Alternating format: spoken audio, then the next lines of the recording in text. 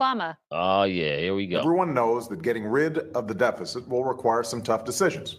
And that includes cutting back on billions of dollars in programs that a lot of people care about.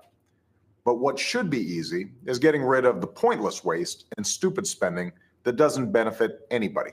Hold up, hold up, hold up. Let me play this again. You know what I'm saying? I think people need to watch this again. If you hate Doge, listen to what he said again. If I could scratch this like a record, I wouldn't. And just play it back like a record, like let me go back. Let's see what he said from the beginning. This is Barack Obama in 2011, right? Let it rock again. Everyone knows that getting rid of the deficit will require some tough decisions. And that includes cutting back on billions of dollars in programs that a lot of people care about. Wait a minute. Did he say getting rid of the deficit? Did he say getting rid of the deficit will take some difficult decisions? Is that what he said? Isn't that what the administration right now has been talking about? The deficit, the $2 trillion. All right. But what should be easy is getting rid of the pointless waste and stupid spending that doesn't benefit anybody. Waste we should be getting rid of, even if we didn't have a deficit. So Obama wants to get rid of waste. So then why is President Trump being dragged for laying out wasteful spending? $29 million to strengthen the political landscape in Bangladesh. Nobody knows what they mean by political landscape. What does that mean? $20 million for fiscal federalism and $19 million for biodiversity in Nepal. $47 million for improving learning outcomes in Asia. What the hell do I care about? Well, there's another president who sounds an awful lot like President Trump again. Did you know the federal government pays for a website devoted to a folk music ensemble made up of forest rangers?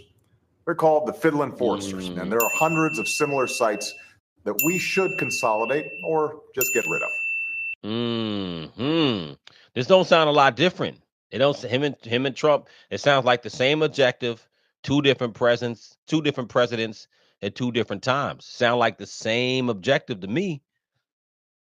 By the way, you're not only paying for websites no one needs. You're paying for thousands of buildings all across the country no one uses. Oh, wait a minute.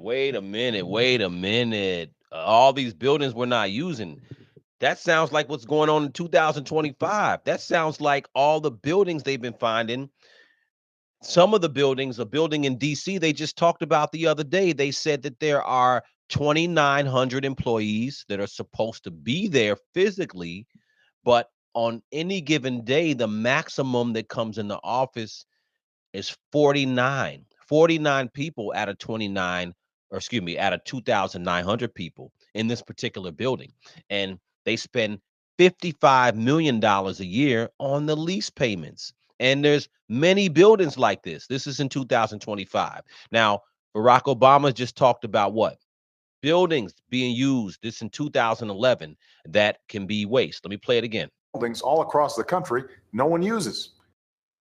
Oh, wait, and it gets better. President Obama went further and started a campaign to get rid of government waste. And guess who he put in charge? His vice president, Joe Biden. Did she say Joe Biden? The last president who was just in office that everybody thought was so great? Oh, let me let that play. We need to step up our game. We need to go after every dime. We need to make government work for you. That's why, starting today, I've asked the vice president to lead a renewed effort to hunt down misspent tax dollars in every agency and department of this government. We're calling it the Campaign to Cut Waste. Oh, I know the Campaign to Cut Waste. Everybody who's mad about DOGE right now, my God, if they can just listen to this video, if they would say, oh, no, it's different. Yeah, it is different. They just didn't cut waste back then. They just was talking. Was the right man to lead it because nobody messes with Joe.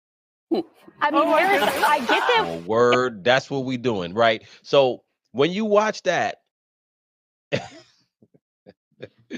no, it's just funny to me. Look, I voted for Barack Obama, and I would have voted for him all over again in 2008. He was the better choice in 2008. He obviously was better than John McCain and Sarah Palin. I couldn't vote for them.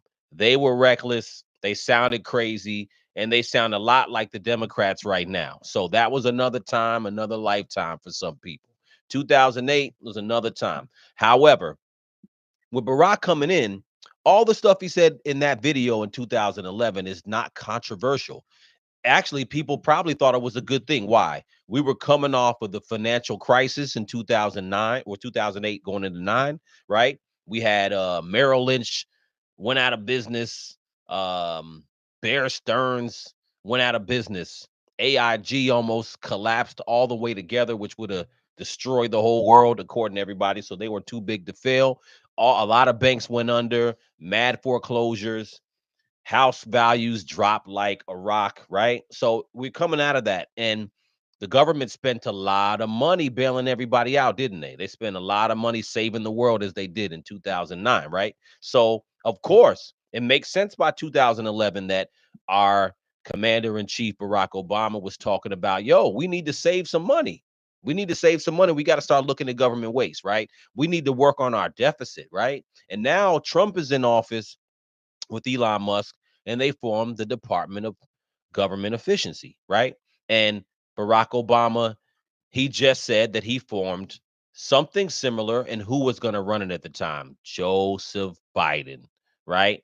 Now, how much money did they save? Were they really serious about it? I'd say no, because you didn't really hear about it during their term. And it's not cutting government waste was not something that Barack Obama was known for, right? There wasn't anything near DOGE, right? They didn't go in and really look at entitlement programs and spending. They didn't look at cutting employees.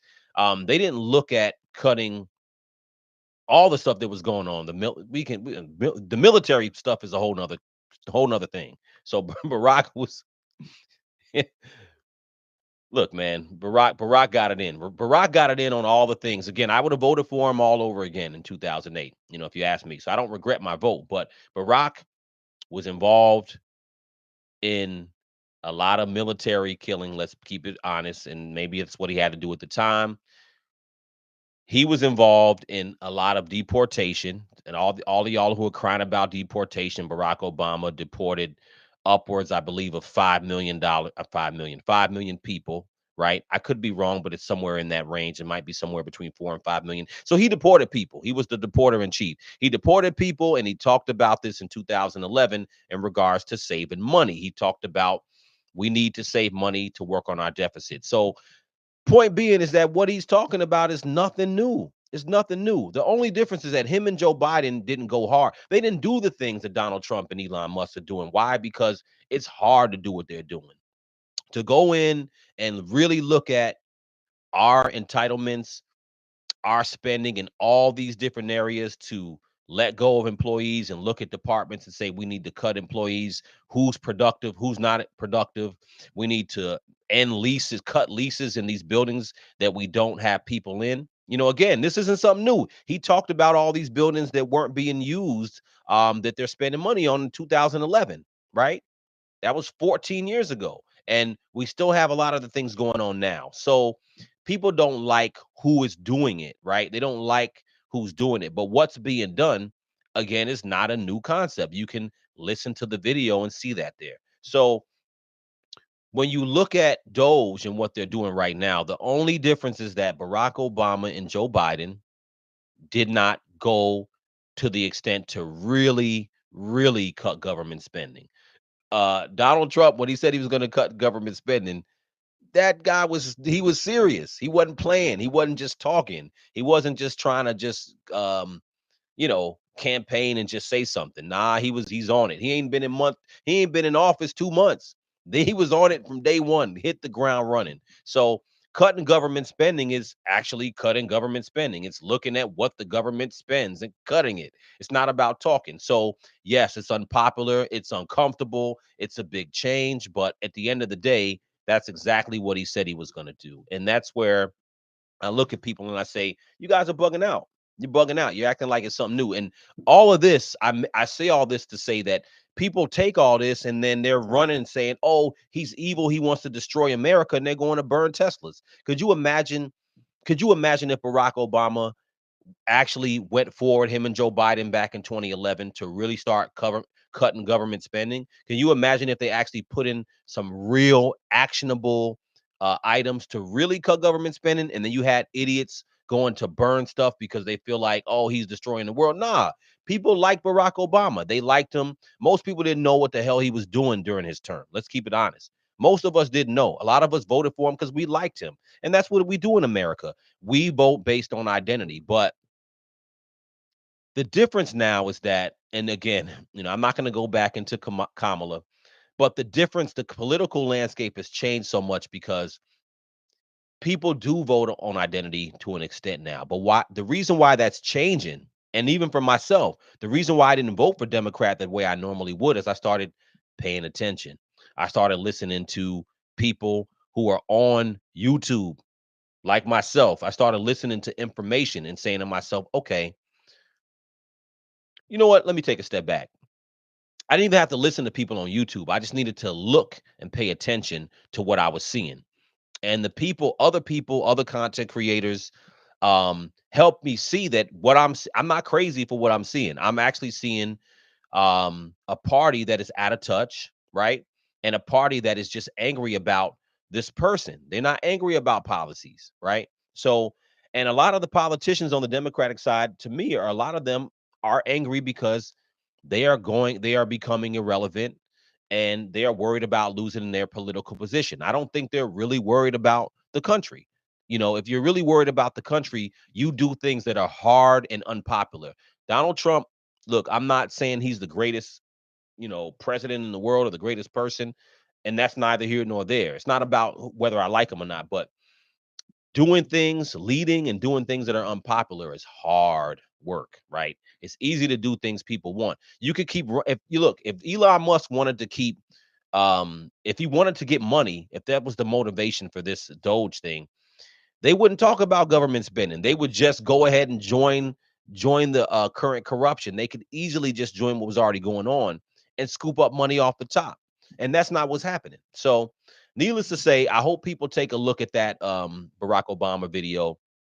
I'm going to talk about this in another podcast with some of my panelists, because I want people to watch that video and understand that the concept you guys are seeing is not new. You know what I'm saying? It's just actually being implemented, right? So, but nonetheless,